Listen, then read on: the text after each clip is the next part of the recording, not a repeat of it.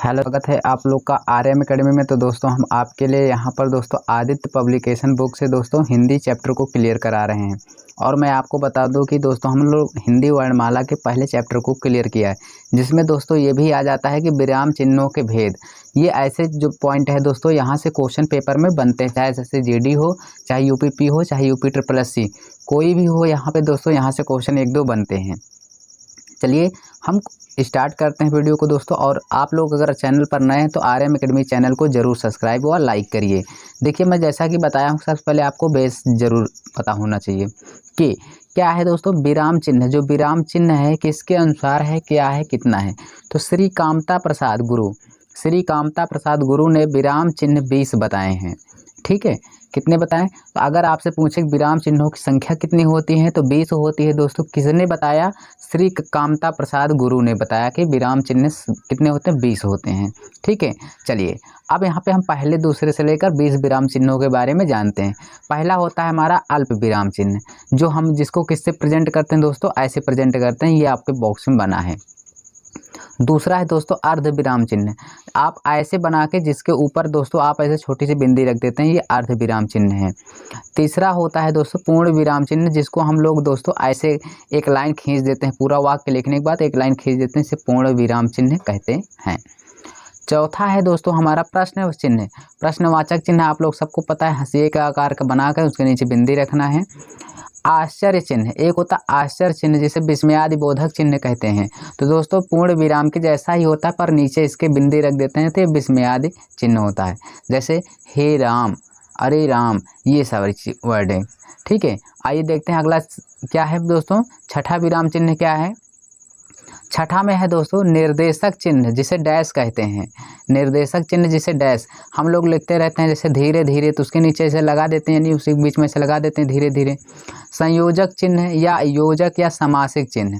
ठीक है, निर्देशक चिन्ह जो होता है दोस्तों वो डैश है। संयोजक चिन्ह या योजक चिन्ह या इसको समाहिक यानी सामासिक चिन्ह भी कहते हैं, जिसको ये ऐसे होता है। ठीक है, कोई दिक्कत इसमें नहीं होनी चाहिए। समझ में आया? चलिए अगला 7वां नंबर है दोस्तों कोष्ठक। तो कोष्ठक 3 प्रकार के होते हैं, जिससे दोस्तों हम लोग यहाँ पे इस कोष्ठक को क्या कहते हैं, छोटा कोष्ठक कहते हैं। ये आपका बड़ा कोष्ठक है दोस्तों, और ये दोस्तों ये इसको हम लोग मैथ में मझला कोष्ठक भी कहते हैं। ठीक, तो कोष्ठक 3 होते हैं, छोटा कोष्ठक, मझला कोष्ठक और ये बड़ा वाला कोष्ठक है। ठीक है, चलिए यहाँ पे 8वां देखते हैं दोस्तों। 8वां क्या है चिन्ह है? अवतरण चिन्ह है।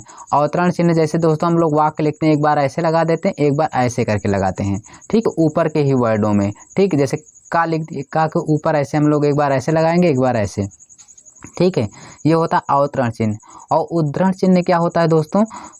यहाँ पे 2-2 बार लग जाएगा, वही चीज़ यहाँ से 2-2 बार लग जाएगा। अवतरण चिन्ह का मतलब ऊपर एक चिन्ह लगेगा, अगर उद्धरण होगा तो उसी का डबल हो जाता है। ठीक है, चलिए 9वां चिन्ह देखते हैं दोस्तों, क्या है? 9वां चिन्ह है उपविराम। उपविराम जिसे अपूर्ण विराम कहते हैं, अपूर्ण विराम। ठीक है, उपविराम को हम अपूर्ण विराम कहते हैं। जैसे ये आपका बना है ना यहाँ पे आहा वाला चिन्ह, वही है। इसे श्री गुरु विसर्ग के समकक्ष बताकर मान्यता देने के भी बात करते हैं। किसके भाई? श्री गुरु विसर्ग के समकक्ष बताकर इसे मान्यता देने की बात करते हैं। ठीक है, ये वाला चिन्ह 9वां। चलिए 10वां देखते हैं दोस्तों, विवरण चिन्ह। विवरण चिन्ह आपको पता है कि ऐसे लिखकर ऐसे बना के इसको आगे, जैसे हम लोग प्रश्न लिखते हैं तो ऐसे कभी कभी बना देते हैं ना, तो वही है विवरण चिन्ह। ठीक है, चलिए 11वां देखते हैं पुनरुक्त सूचक चिन्ह। दोस्तों ये बहुत इंपॉर्टेंट है। ये ऐसा है, ऐसे बन के आता है, फिर ऐसे होता है, फिर ऐसे होता है। ठीक है, पुनरुक्त से बचने के लिए पुनरुक्त सूची चिन्ह। ठीक है, चलिए अगला देखते हैं लाघव चिन्ह या संक्षेप सूचक चिन्ह। ये बहुत पूछा जाता है दोस्तों, 0 के आकार का बनता है ये लाघव चिन्ह या संक्षेप सूचक चिन्ह। और 13 नंबर है हमारा लोप चिन्ह। लोप चिन्ह का मतलब जो ऐसे डैश डैश करते चले जाते हैं, या तो दोस्तों प्लस प्लस प्लस प्लस बनाते हुए चले जाते हैं। ठीक है, इतनी बातें आपको समझ में आई, ये होता है लोप चिन्ह। चलिए अगला देखते हैं, हम लोग देखते हैं पाद चिन्ह। ठीक है, पाद चिन्ह देखते हैं, या तो रेखिका चिन्ह, जो हम ऐसे छोटा सा बना करके ऐसे कर देते हैं, पाद चिन्ह होता है या रेखिका चिन्ह होता है। 15 नंबर देखते हैं दीर्घ उच्चारण चिन्ह, दीर्घ उच्चारण चिन्ह में क्या होता है, ऐसे होता है जैसे हम दोस्तों यहाँ पे प्लुत स्वर भी बोलते हैं।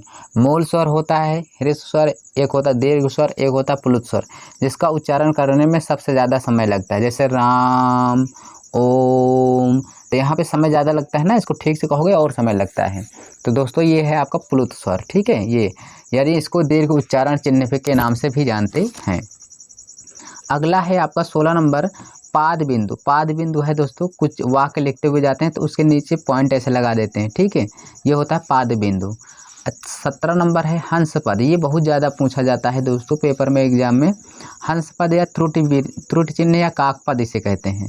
तो ऐसे लगा देते हैं हम लोग, कोई वर्ड लिखते हैं फिर उसके बाद ऐसे लगा देते हैं ऊपर की तरफ, इसे हम क्या बोलते हैं, हंस पद चिन्ह या त्रुटि चिन्ह या काक पद, ठीक है। अगला है टीका सूचक चिन्ह।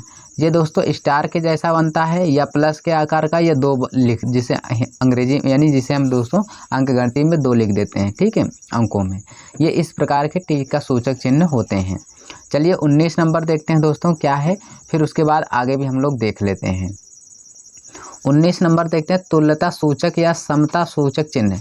तुल्यता का मतलब जिसे समानता, जैसे आप लोग बराबर का चिन्ह लगा देते हैं, 4 बराबर 4, इसे हम दोस्तों बराबर कहते हैं या समता या का चिन्ह भी कहते हैं, ठीक है। एक होता है 20वां नंबर दोस्तों समाप्ति सूचक। जैसे कोई चीज़ समाप्त होती है तो ऐसे हम लिख देते हैं ये समाप्ति सूचक है।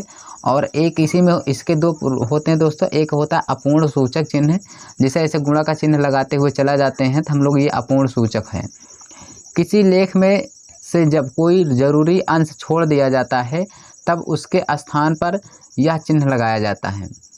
लिखते समय कोई महत्वपूर्ण अंश, जैसे आप देखे होंगे आधार कार्ड में कभी कभी निकलवाते हैं प्रिंट आउट, तो यक्स यक्स करके लिखा रहता है या तो खाता नंबर, उसके लास्ट के अंक को लिख दिया जाता है, आगे को छोड़ दिया जाता है।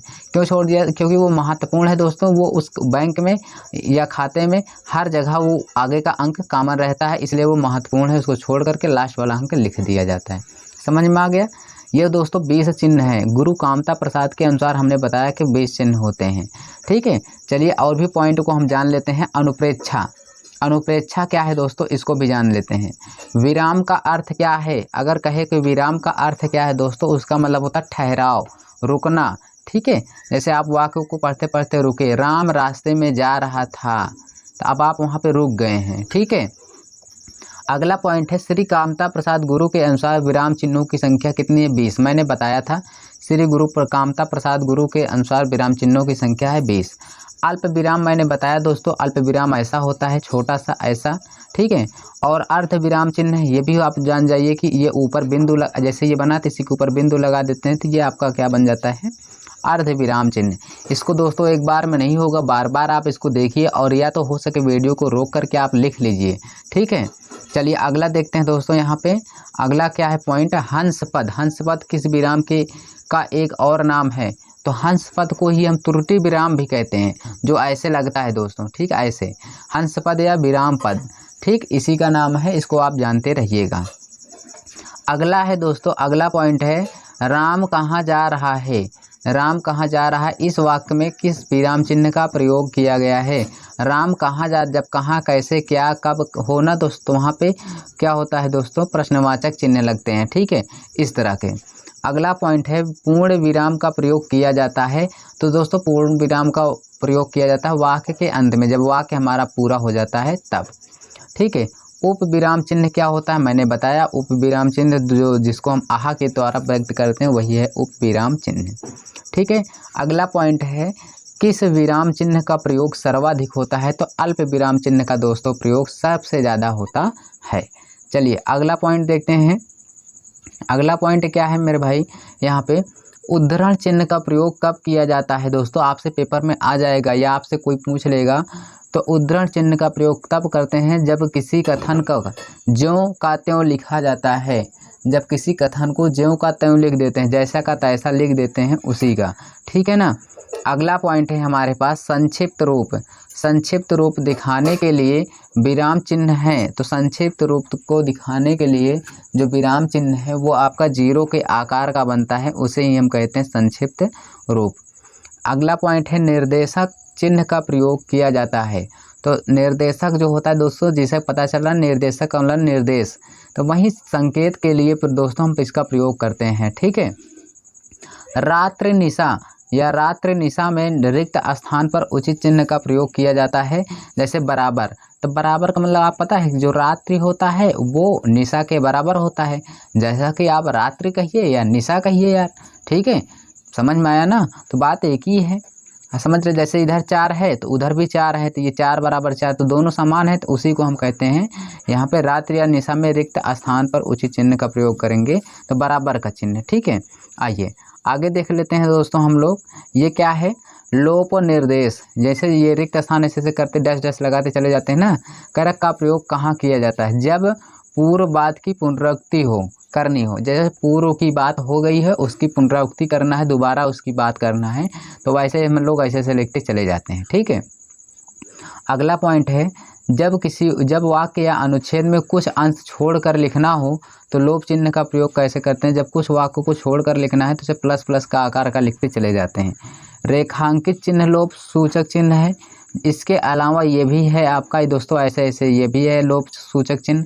तो मैंने बताया था कि इसमें कई होते हैं, आप स्टार्टिंग से देखेंगे आपको पता चल जाएगा। ये सारी बातें आपके प्रश्न के रूप में पूछा गया है। ठीक है, अगला पॉइंट बात करते हैं दोस्तों, करक किसी की कही हुई बात को स्पष्ट करने के लिए वाक्य के अंत में विवरण देते हैं, ये वाला विवरण। ठीक, चिन्ह का प्रयोग करते हैं। जैसे उत्तर प्रदेश में कई बड़े नगर हैं, तो हम लोग दोस्तों यहाँ पे देखिए लगाया गया है। ठीक है, उत्तर प्रदेश में कई बड़े नगर हैं, इसी प्रकार ये विवरण का प्रयोग किया जाता है चिन्ह का। ठीक है, जैसे लखनऊ, प्रयागराज, वाराणसी। क्लियर। अगला पॉइंट है, कह रहा किसी अक्षर या शब्द पर विशेष बल देने के लिए इकारा उद्धरण।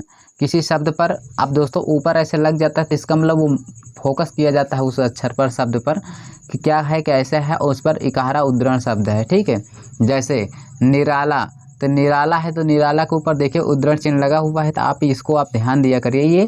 ये महाप्रसिद्ध क्या है, महाकवि हैं, प्रसिद्ध महाकवि हैं, तो इसको आप जानना जरूरी है, इस चिन्ह का प्रयोग करते हैं।